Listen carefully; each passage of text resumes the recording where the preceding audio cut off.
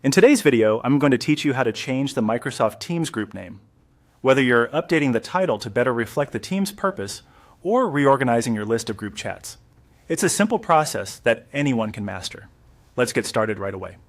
First, make sure you're logged into your Microsoft Teams account. To do this, head over to the Microsoft Teams account homepage. You should see options to enter your login credentials. Once you're logged in, you'll find yourself on the main dashboard.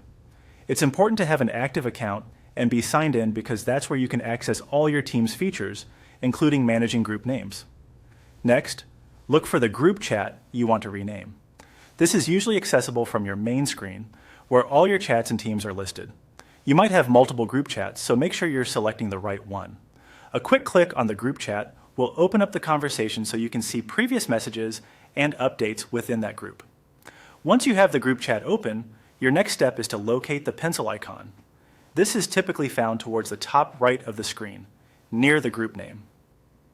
The pencil icon is what you'll click on to enter edit mode for the group name. It's a small icon, so if you're having trouble spotting it, just look for any icon that resembles a pencil near the title of your group chat. Upon clicking the pencil icon, you'll notice that your group name is now editable. This is your chance to type in the new name you want for the group. Think carefully about the name. It should be descriptive enough for all members to understand the group's purpose or theme without needing to ask clarifying questions. After you've finalized your new group name, take a moment to review it and ensure there are no typos or errors. Finally, after you're satisfied with the new name, click on the Save button.